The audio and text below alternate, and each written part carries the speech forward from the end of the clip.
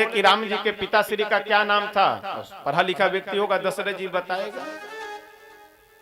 लेकिन हमें माने तो जिसे मानना ही नहीं है उसे कोई भी नहीं समझा सकता।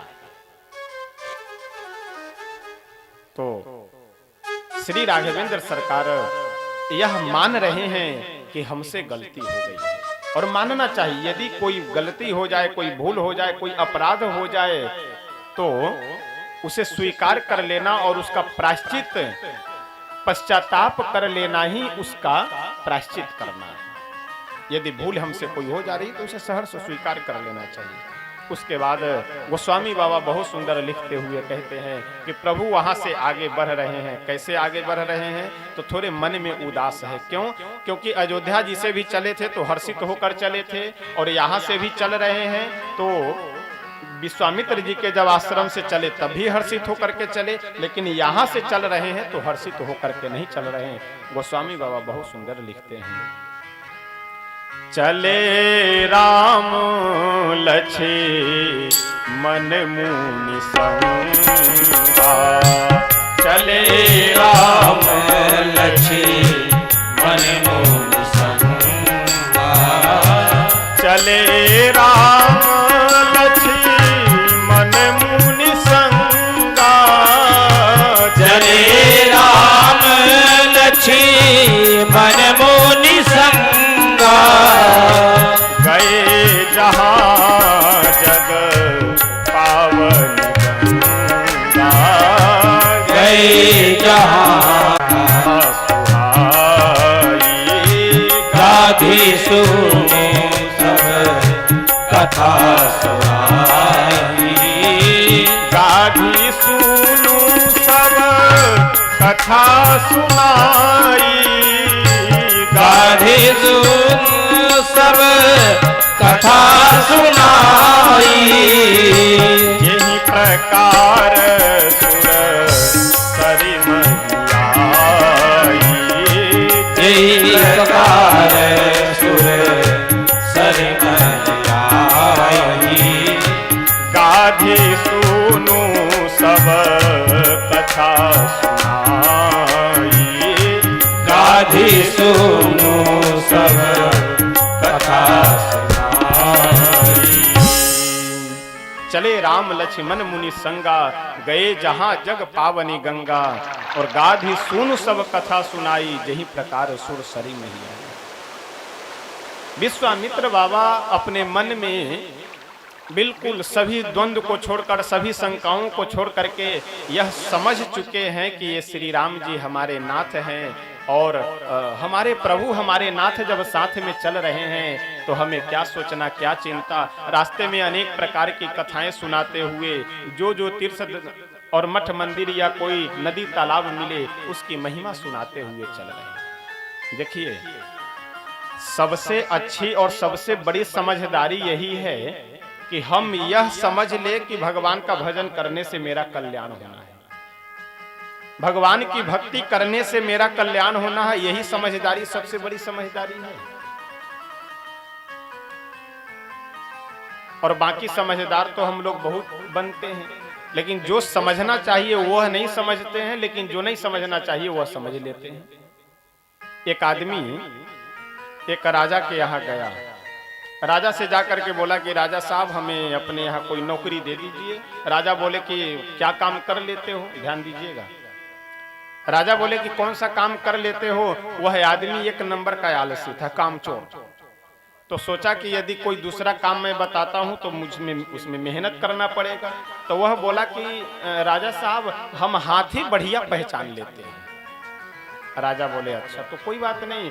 तो सेनापति को बुला करके और बोले कि ऐसा है, ये हाथी पहचानना जानता है, तो ले जा करके इसे हाथीशाला में, गजशाला में इसे नौकरी दे दो, और महीना जो होगा इसे दे दिया करना, और हाथी का जो भी खरीद बेच होता है तो इससे पूछ करके हाथी का खरीद बेच करना। राजा का आदेश में हुआ, नौकरी उसे लग गई। 2-3 दिन बाद एक हाथी बेचने वाला व्यापारी बढ़िया मोटा तगड़ा ताजा हाथी लेकर के आया। राजा के पास सूचना गई कि एक व्यापारी हाथी लेकर के आया है। राजा बोले कि अरे वो जिसे नौकरी पे लगाया गया था उसको लेकर के जाओ, देख लो, समझ लो, खरीद लो, यदि अच्छा लगे तो खरीदो, नहीं तो फिर वापस कर दो। उस आदमी को, कामचोर को लेकर के जाया गया।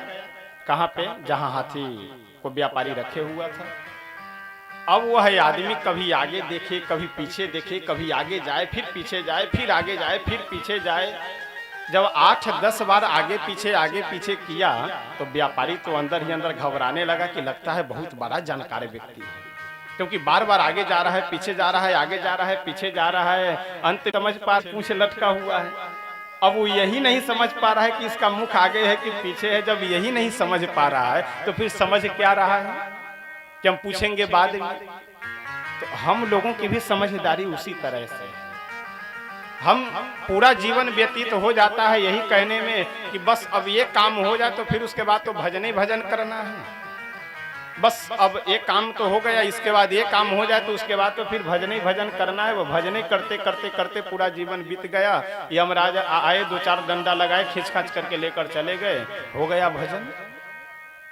तो इसलिए समझदारी सबसे अच्छी और सबसे श्रेष्ठ यही है कि हम यह समझ ले कि भगवान का भजन करने से और भगवान की कथा आदि में मन लगाने से ही हम लोगों का कल्याण होना है। इसलिए प्रयास यह करना चाहिए कि रामचरितमानस प्रत्येक व्यक्ति के घर में हो, और घर में भी हो तो वो ट्रक के अंदर में पूरा वो सबसे नीचे रखने के लिए नहीं। अच्छा, कई जगहों पे देखते हैं, कई जगहों में प्रत्यक्ष घटना बता रहा हूँ। उस परिवार में जाकर के बोले कि भैया रामचरितमानस है, तो बोले है तो महाराज जी, लेकिन अब वो काम लायक नहीं है। तो काम लायक नहीं तो काहे के लिए रखे हो? अच्छा, निकाल करके लाओ। तो एक रामचरितमानस को खोजने में लगभग 4 से 5 घंटे लग गया। और कहाँ पे रखा हुआ था? तो सबसे बड़े वाले बक्से में, और उस बक्से में कम से कम जितने भी गठरी रखा हुआ है उस गठरी में ही सबसे नीचे वाले गठरी में, और सबसे नीचे वाले गठरी में भी जो भी सामान है उन सब सामान के नीचे रामचरितमानस, पूरे रामचरितमानस के ऊपर पूरा गठरी। इससे आपको क्या लाभ मिलना है?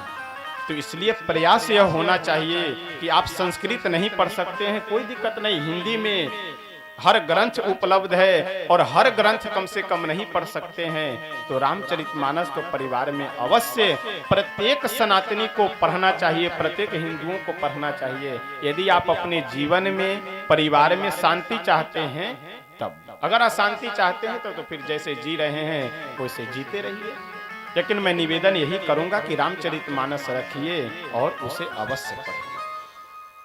श्री विश्वामित्र बाबा माँ गंगा की महिमा बताते हैं, और गंगा जी की महिमा बताने के बाद गंगा मैया में जाकर के डुबकी लगाते हैं। स्वयं भी प्रभु भी स्नान किए। आइए 1-2 पंक्ति गा करके बहुत सुंदर गंगा मैया से हम लोग इस भजन के माध्यम से प्रार्थना करते हैं। उसके बाद फिर हम लोग यहाँ से आगे बढ़ेंगे। बहुत सुंदर गंगा जी में स्नान किए, और स्नान करने के बाद जो घाट पे पंडा लोग थे, ब्राह्मण लोग थे, उन सब को दान भी दिए।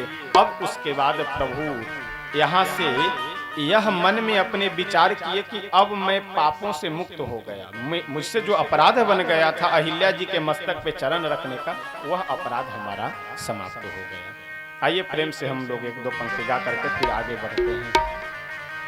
बही कैसे गंगा लहर धीरे धीरे, बही कैसे गंगा लहर धीरे धीरे, बही कैसे गंगा लहर धीरे धीरे, बही कैसे गंगा लहर धीरे,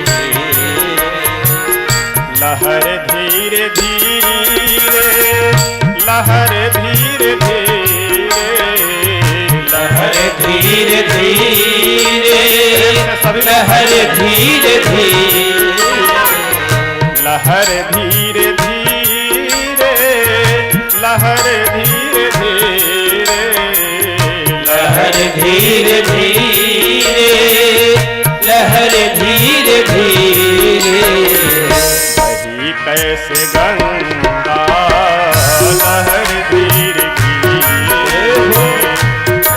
कैसे गंगा लहर धीरे धीरे।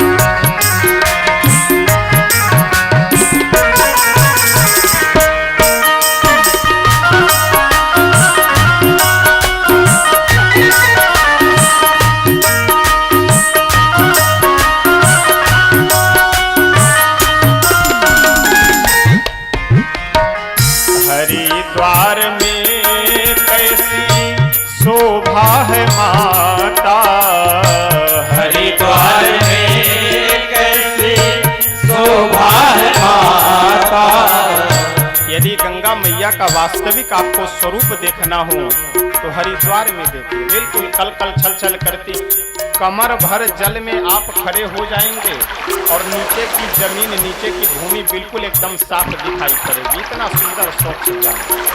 वैसे तो जहाँ जहाँ पे गंगा मैया है सब जगह का जल पवित्र है, लेकिन जल की स्वच्छता यदि आपको दिखनी हो तो हरिद्वार में देखिए, क्या अद्भुत दृश्य है।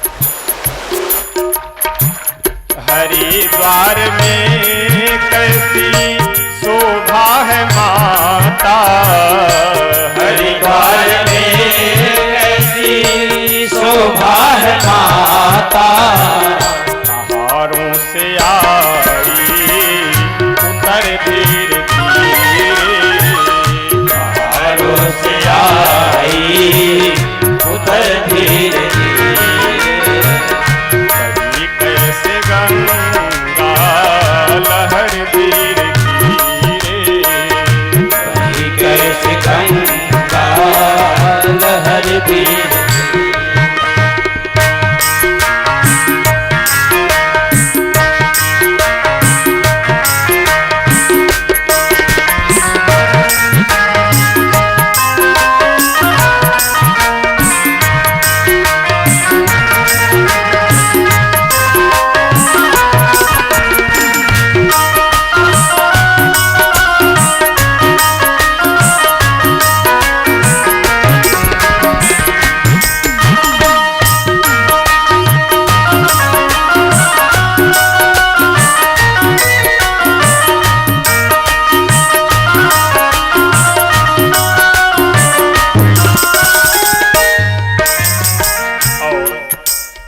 अगली पंक्ति में संत कहते हैं कि गंगा मैया के तट पे जो लोग बसे हुए हैं उनके ऊपर भी मैया की बहुत बड़ी कृपा है और किसी न किसी जन्म का उनका बहुत बड़ा सौभाग्य है।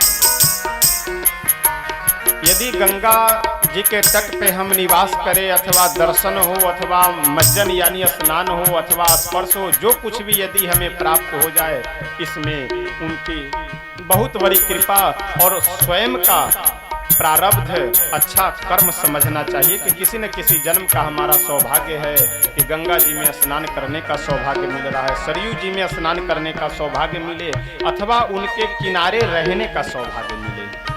धन्य भाग उने के जो तेरे किनारे, धन्य भाग उने के जो तेरे किनारे, धन्य भाग उने के जो तेरे किनारे, धन्य भाग उने के जो तेरे किनारे, बसाए गए हैं नगर धीरे धीरे, बसाए गए हैं नगर धीरे धीरे, कहीं कैसे गंगा लहर धीरे धीरे, कहीं कैसे गंगा